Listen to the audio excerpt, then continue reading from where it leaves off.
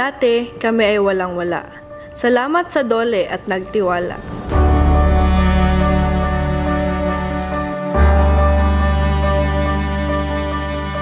Rehobo, katagang mula sa Biblia na nangangahulugang well of blessing.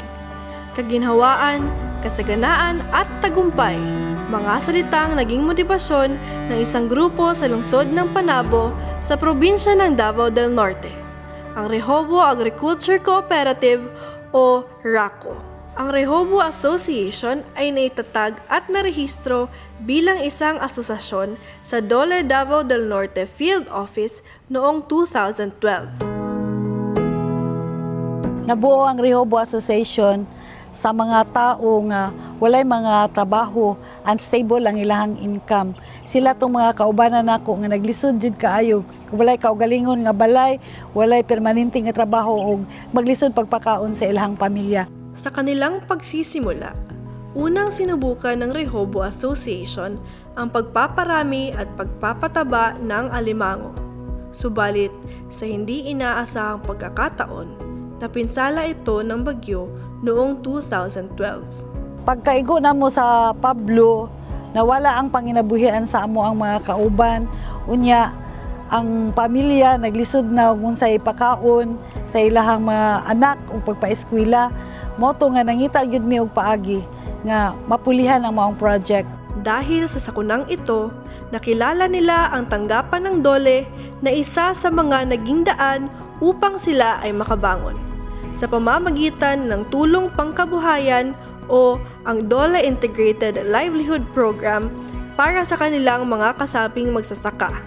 Una na mo nga nadawat jud sa gikan sa Dole ang project namo, ang mga equipment sa vermicast, hingpaspas ang amo ang production para makuha namo ang gwapo pod nga qualities nga beans. Sundan mo nadawat ang kining sa among chocolate processing.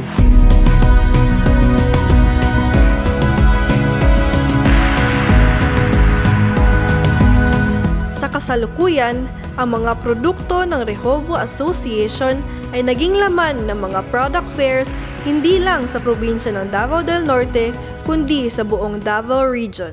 Si DOST, ang ilang gitabang nila sa MOA, ang paghimo sa packaging. Si DTI, tagaan min niya og kanang grinding machine. Si DE, tabang na po siya sa MOA. Muna niya nga mo ang chocolate processing na kauban ang sakyanan o kining building o ang equipment. Si Dole, minghatag po siya sa mga equipment, dugang diri sa mo ang chocolate processing. Ang Rehobo Association ay naging daan din upang magkaroon ng permanenteng trabaho ang 8 individual sa kanilang komunidad. Maging ang 33 kasapi nilang magsasaka ay nagkaroon din ng dagdag hanap buhay. So nag-start jud mi aning tableya. So tong nalisod jud kayo kay manual ang among trabaho, magkalabang ruling pamianang kanang mga kalaha pa, so init kayo. Ang kalahian karon is gaan na lang. Dako gyud siyang natabang sa kuha kay mga trainings pa lang, di ba, ma-enhance na ang imuhang knowledge. Ang wala pa nimo na nakikita pa sa imong sarili, ma-enhance nimo. So kani nga association is natabangan mig dako nga papaeskwela nako akong mga anak. Ang isa is diri gipaeskwela sa Rehobo, isa siya sa nakabenepisyo diri sa Rehobo.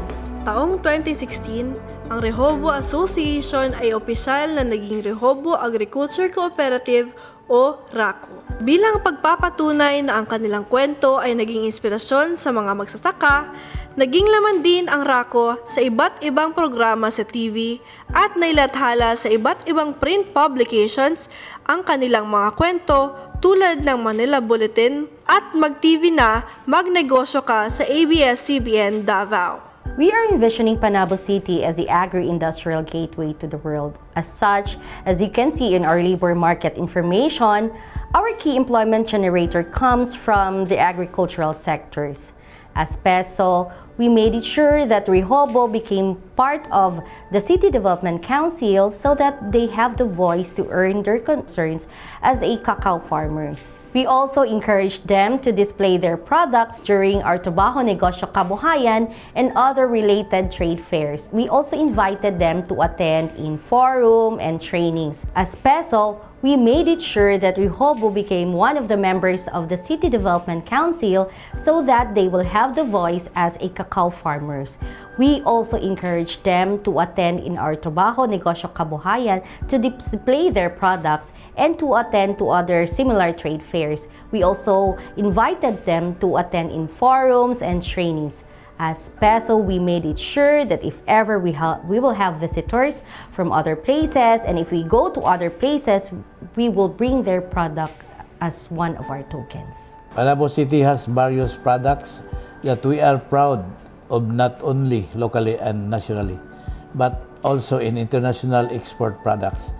One of Panabo's pride is the Rehoboth Agricultural Cooperative Chicolet product, with their development of the livelihood for the people paving way to the more jobs, opportunities for everyone. With the pride and honor, we are happy that the Rehoboth Agricultural Cooperative from Panabo City, Davao del Norte will represent the whole of Davao region to this year's Kabuhayan Award. Sa kasalukuyan, marami ng ahensya ng gobyerno at pribadong tanggapan ang nagtitiwala sa Rehoboth Agriculture Cooperative dahil sa ipinakita nilang kalidad ng trabaho at malinis na hangarin. Sa kasalukuyan, nakapagbigay sila ng permanenteng trabaho sa 8 individual sa kanilang komunidad, 30 magsasaka na pinagkukunan ng kakao at mahigit 20 on-call employees. Taong 2022, umabot sa mahigit 1.5 million pesos ang kinita ng Rehoboth dahilan upang magsipag pa ang mga miyembro at makatulong sa kanilang komunidad. At para sa hinaharap, dagdag ng Rehoboth Association Cooperative na bilang benepisyaryo ng DILP, tungkulin ng kanilang kooperatiba na palaguin ang kanilang pamumuhay, may angat ang kabuhayan ng kanilang komunidad at may bahagi ang tulong na ito sa kanilang kapwa.